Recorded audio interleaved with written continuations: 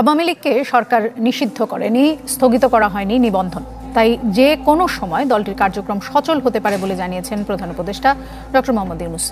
Breaking. ইতিমধ্যে social media king সাংবাদিক ইলিয়াস তিনি সরাসরি ডক্টর ইউনূসকে হটানোর জন্য মানে সরকারের পতন করার জন্য জাতিকে আহ্বান জানিয়ে বসেছেন। ইউনূস আপনার মতো এরকম এই ভদ্র চোর ভদ্র সুদখোর আমাদের দরকার নাই ভাই। আপনি এই দেশটারে এই বিপ্লবটারে ড্যাশ মাইরা তারপরে ছেড়ে দিয়েছেন।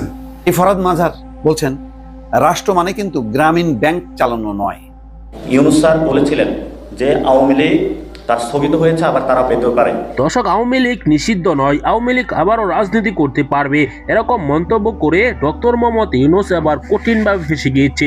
এবার ইউনূস হটাও আন্দোলনে নামবে সাংবাদিক ইলিয়াস, পিনাকি ভট্টাচার্য সহ এনসিপি নেতা কর্মীরা। দর্শক, ডক্টর মোহাম্মদ ইউনূস এই মন্তব্য করার পর কি বলছে পিনাকি ভট্টাচার্য, সাংবাদিক ইলিয়াস, এমনকি এনসিপি নেতা কর্মীরা, আসুন দেখে আসি। না টেনে পুরো ভিডিওটি শেষ পর্যন্ত দেখবেন, একটি লাইক করে আমার সাথেই থাকবেন। ব্রেকিং। আচ্ছা, কেমন হবে যে ধরেন আগামী দিনের রাষ্ট্রপ্রধান বা সরকার প্রধান হিসাবে আমার দেশ পত্রিকার মাহমুদ ভাই মানে তিনি কেমন, অথবা পিনাকিরে কেমন লাগে, অথবা সাংবাদিক ইলিয়াস যদিও না, বাট পিনাকি অথবা মাহমুদ ভাই, কার মাঝখানে আলোচনা আসছিল যে নতুন একটা রাজনৈতিক দল গঠিত হবে আর সেই দলটার প্রধান হবে আমার দেশ পত্রিকার সম্পাদক মাহমুদ ভাই। ডক্টর ইউনূস তিনি জাতিসংঘে গিয়ে যে ভাষণ দিয়েছেন সেই ভাষণের পর কিন্তু গাছে আর মাছে ভেজাল লাগা গেছে। অলরেডি তার সরকারের পতন ঘটানোর হুঁশিয়ারি দেওয়া হয়েছে এনসিপির পক্ষ থেকে। আর ইতিমধ্যে সোশ্যাল মিডিয়া কিং সাংবাদিক ইলিয়াস তিনি সরাসরি ডক্টর ইউনূসকে হটানোর জন্য মানে সরকারের পতন করার জন্য জাতিকে আহ্বান জানিয়ে বসেছেন। এখনো ডক্টর ইউনূস বিদেশে আছে। অপরদিকে এনসিপির নেতা নাসিরউদ্দিন পাটোয়ারি কড়া ভাষায় সমালোচনা করে বলেছে যে ডক্টর ইউনূস হোক আর যেই হোক, এই সরকারের পতন হয়ে যাবে যদি তিনি তার বক্তব্য প্রত্যাহার না করেন। অপরদিকে পিনাকি ভট্টাচার্য থেকে শুরু করে সবাই ডক্টর ইউনূসের এই বক্তব্যকে কোট আনকোট অনেক ধরনের কিন্তু পদক্ষেপ নেওয়ার জন্য তারা ইতিমধ্যে মিডিয়া ক্যাম্পেইনিং শুরু করেছেন। কিন্তু বিষয়টা হচ্ছে আসলে চাইলেই কি এই মুহূর্তে ডক্টর ইউনূসকে হটানো যাবে? না, যাবে না। কেন যাবে না বলি, সাংবাদিক ইলিয়াস এবং পিনাকির বাংলাদেশে জিয়াফত খাওয়ার মতন একটা বড় অংশ তো ওনাদের আছেই, এর পাশাপাশি সাপোর্টিং শ্রেণীও আছে। কিন্তু একটা সরকার পতনের জন্য যেই মানে কি বলা হয় যে জনসমর্থন দরকার অথবা যে ভাইবটা তৈরি করতে দরকার সেটা কিন্তু নাই। সুতরাং এই মুহূর্তে তিনি ডাক দিলে, সাংবাদিক ইলিয়াস অথবা পিনাকিরা ডাক দিলে যে ডক্টর ইউনূসের পতন হবে, সেটা কিন্তু আমার মনে হয় না। আর এনসিপির ডাকেও এখন মানুষ রাস্তায় নামবে না, কারণ জামাত এনসিপি এখন একটা ডিভাইডেশনে আছে, বিএনপি টোটালি ডিভাইডেশনে আছে। এনসিপি গণ অধিকার পরিষদের দিকে ধাবিত হচ্ছিল, সেইখান থেকেও কালকে আবার নাসিরউদ্দিন পাটোয়ারি তিনি চাঞ্চল্যকর তথ্য দিয়েছেন যে গণ অধিকার পরিষদ এবং এনসিপি একত্রিত হবে না।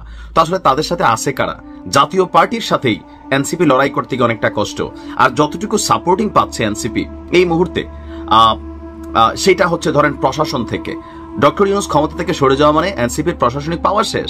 পাশাপাশি এনসিপির দলীয় যারা নেতা আছেন, কেন্দ্রীয় নেতা, এদের সাথে সাংবাদিক ইলিয়াস, পিনাকি অনেকে আছে, তারা এদেরকে পাত্তাই দেয় না। হান্নান মাসুদ যারা আছে তারা কিন্তু পিনাকি বা সাংবাদিক ইলিয়াসদের পাত্তা দেয় না। তো এই যে পাত্তা দিচ্ছে না বা তারা যেটা চাচ্ছে সেটা হচ্ছে না, তো সবকিছু মিলিয়ে একটা সরকার পতন ভাই, এটা একটা বিশাল বিষয়। ডক্টর ইউনূসকে হটাইয়া নতুন কাউকে আনবেন, তো সেটাকে পিনাকি নাকি না মাহমুদ ভাই, এই দুজনের একজনকে বাংলাদেশের মানুষ এই মুহূর্তে গ্রহণ করবে না ভাই। অনলাইনের একটা হিসাব আছে, কিন্তু বাংলাদেশের বাস্তবতা আলাদা। ওই সময় শেখ হাসিনা সরকারের পতন, ইট ওয়াজ এ ম্যাটিকুলাস ডিজাইন, এটা আমরা বুঝতে পারছি পরবর্তী সময় যে জামাত যথেষ্ট পরিশ্রম করেছে সরকার পরিবর্তনের জন্য। এটাও তাদের রাজনৈতিক অবস্থান থেকে তারা নাহিদকে নিয়ে বক্তব্য আছে, আসিফকে নিয়ে বক্তব্য আছে, তারপর সাদিক ক্যাম্পকে নিয়ে বক্তব্য আছে, বিভিন্ন ধরনের বক্তব্য কিন্তু আছে।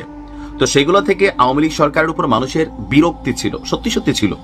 কারণ একটা লম্বা সময় একটা সিস্টেম ইমপ্লিমেন্ট হয়ে গেলে সেখানে অনেক কিছুই একটা সিস্টেমের বাহিরে চলে, এগুলো চলতেছিল। তো সবকিছু মিলিয়ে আওয়ামী লীগ সরকারের পতন হয়েছিল। কিন্তু ডক্টর ইউনূসের আওয়ামী লীগকে পুনর্বাসন ইস্যুতে তিনি যে বক্তব্য দিয়েছেন যে কোনো সময় নিষেধাজ্ঞা সরিয়ে নেওয়া হতে পারে, সো সরাই। ইউনূস স্যার বলেছিলেন যে আওয়ামী লীগ তার স্থগিত হয়েছে, আবার তারা পেতেও পারে। ইউনূস স্যার কেন বাংলাদেশে যেই কোনো প্রভাবশালী শাসক হোক না কেন, যদি এই ধরনের চিন্তা ভাবনা যদি তারা করে থাকে, তাহলে তাদের আবারই পতন আসন্ন। এটা জনতার সংগ্রামের মধ্য দিয়ে ইউনূস স্যার যদি ওইখানে বসে স্বৈরাচারী হয়ে ওঠার চেষ্টা করুন, তাহলে ইউনূস স্যারেরও পতন আসন্ন। কারণ বাংলাদেশে আওয়ামী লীগ এবং জাতীয় পার্টির প্রশ্নে বাংলাদেশে কোনো আপোষ করা হবে না। এই দুইটা দলকে বাহিরে রেখেই আগামী সংসদ নির্বাচন অনুষ্ঠিত হবে। ডক্টর ইউনূস, আপনার মতো এরকম এই ভদ্র চোর, ভদ্র সুদখোর আমাদের দরকার নাই ভাই। আপনি এই দেশটারে, এই বিপ্লবটারে ড্যাশ মাইরা তারপরে ছেড়ে দিয়েছেন। আমরা এইরকম দেশ চাই নেই। এই কয়টা দিন যদি নাকি আপনি মনে করেন যে ন্যূনতম একটা শৃঙ্খলা, মানে কি হয় না যেটা আগে হতো না, আগে হতো যেটা এমন কিছু আছে যেটা এখন হচ্ছে না, কোনো কিছু ভালো হয়েছে, ঘুষ, সুদ, কোনো মারামারি, দখল, চাঁদাবাজি, সব কিছু হচ্ছে। আপনার মতো এরকম ভালো এক বালের রাষ্ট্রনায়ক দিয়ে আমার লাভটা কি? আপনি কি আপনি গত এগুলোর ব্যবস্থা আপনার চোখের সামনে চুরি করে আপনি কিছুই বোঝেন না। সব বুড়া মুড়া এগুলি খাটাসগুলি ধরছেন, জীবনে করে দিন নামও জানি না। এই দেশের এই 15 বছরে তার অবদান কি? আপনি সরানো না তাদেরকে। আপনি এই জন্য এসেছেন এখানে। আপনি যা ডিজার্ভ করেন তার চাইতে শত সহস্র কোটি কোটি গুণ আপনাকে বেশি সম্মান দেওয়া হয়েছে। আপনি আমার ক্ষমতা আছেন দেখে আপনার চ্যাটের ভালো হয়ে গেছেন। আপনার তো মেয়াদ কামলার মতো কামে লাগাইছি আমরা। আপনার এখানে থাকলে, আপনার মতো এরকম একটা সুদখোর যদি থাকে, তাহলে ইন্টারন্যাশনালি তারা আমাদের কিছু বলবেন, এই জন্য কামে লাগিয়েছে আপনার। আপনি এই দেশের জন্য জীবনে কোনদিন কিছু করছেন নাকি? আপনি ওইখানকার ঘুরেন, খালি সারা দুনিয়ায় গার্লফ্রেন্ড আর মদ নিয়ে ঘুরেন, দেশের কোনো কাজ করছেন? আপনি জীবনে কোনোদিন আজ পর্যন্ত কাজ করেছেন? কোনো কিছু করেন নাই। এখন সুযোগ পেয়েছেন, লুটপাট করে খাচ্ছেন। আপনার ওই যে ভাতিজা ভতিজা যা আছে সব চিনি তোরে ভাই। হ্যাঁ, আপনার এক অপূর্ব থাকতে পারে না মানুষ, এর কাছ থেকে নেয়, ওর কাছ থেকে নেয়, এমন বিশাল বড় এক নেতা হয়ে গেছে। তো আওয়ামী লীগের লোকজনের সাথে ঘুরে ঘুরে এখানে এই যে বিশ্বজিৎ টিশ্বজিৎ এগুলির সাথে ধান্দাবাজি করে, ব্যাংক থেকে আইনে এখানে এনে তারপরে টাকা করে, এই স্পন্সর করে।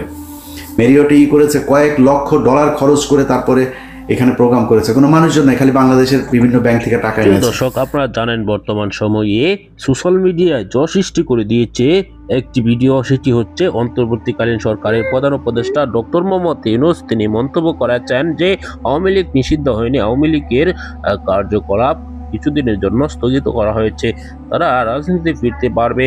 এমনকি এই বক্তব্য দিয়েই তিনি রীতিমতো ফেঁসে গিয়েছে। এখন ইউনূসের পদত্যাগ চাইছে সকলেই। ইউনূসের পক্ষে থাকা সেই সাংবাদিক ইলিয়াস হুসাইনও এবার তার বিপক্ষে চলে গিয়েছে।